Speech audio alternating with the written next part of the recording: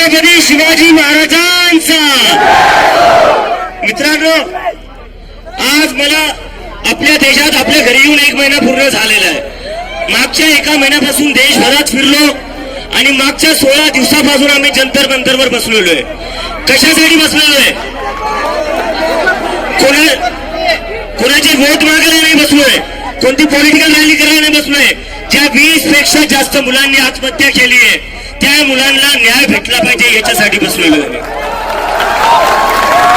आणि त्याच्या बदले आम्हाला काय भेटलं? महाराष्ट्राचे मुख्यमंत्री बनले। हे लोक अराजक आहे, यांना संविधान माहिती नाही।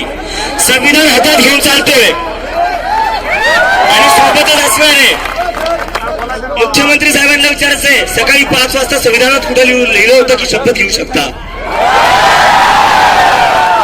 आणि भाजपचे जे प्रेसिडेंट आहे नितीन नबी, ते थोड्या दिवसाआधी बोलले की जे लोक जंतर मंतरवर आहेत ते कॉकरोच आहेत, ते व्हायरस आहेत आणि व्हायरसचा खात्मा आमचे कार्यकर्ता करतील। तर या देशात जेव्हा जेव्हा मुलं विद्यार्थी परीक्षेचा मुद्दा उठवतात, बेरोजगारीचा मुद्दा उठवतात, त्यांना हे सरकार व्हायरस म्हणून बघते। तर या सरकारला मला फक्त एकच सांगायचं, आम्ही व्हायरस नाही, आम्ही वॅक्सिन आहे। आम्ही व्हायरस नाहीये, व्हायरस तुम्ही लोक आहे ज्यांनी पूर्ण कीड लावून ठेवली या देशाच्या एज्युकेशन सिस्टमला। धर्मेंद्र प्रधान ते थोड्या दिवसाआधी बोलले, जे लोक जंतर मंतरवर बसलेले ते दहशतगर्द्यांचे, ते आतंकवाद्यांची बी टीम आहे। धर्मेंद्र प्रधानला मला म्हणायचंय, आमच्या 20 पेक्षा जास्त मुलांनी जीव दिलेला आहे। तर जर आतंकवादी कोणी आहे तर धर्मेंद्र प्रधान आहे। तुमच्यामुळे लोकांचे जीव गेलेले।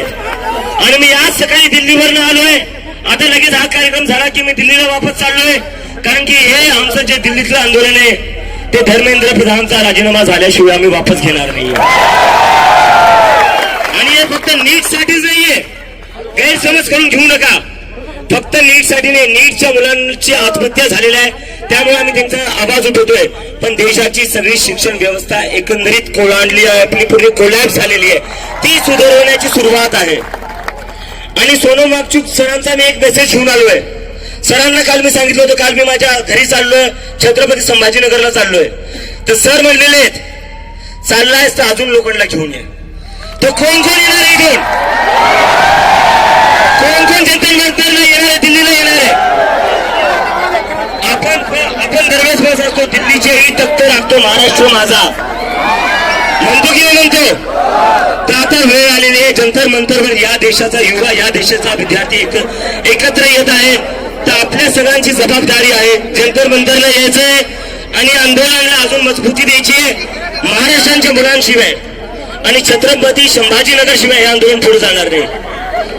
तर माझी फक्त एकच विनंती आहे, सगळ्या लोकांनी इथून जितका वेळ का होतोय तितक्या वेळेसाठी तुम्ही जंतर मंतरला यावं, तिथं थांबावं। देश बदलायचा, आपल्याला सिस्टम बदलायचा आहे आणि देश आणि सिस्टम फक्त या देशातला युवाच बदलू शकतो।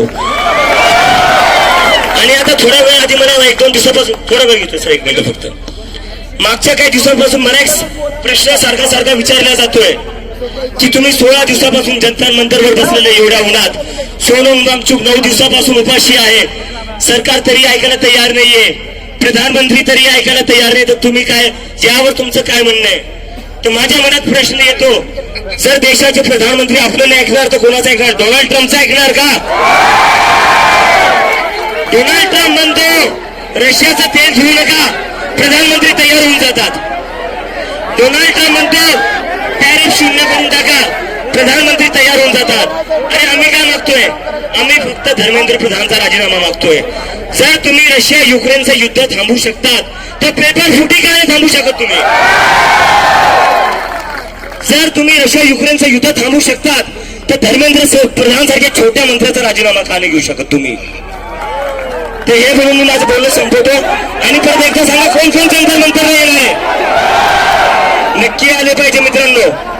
छत्रपती संभाजीनगरचा मी आहे, जर तुम्ही इथून सोबत नाही आले तर आपल्या इज्जतीचा प्रश्न आहे आता।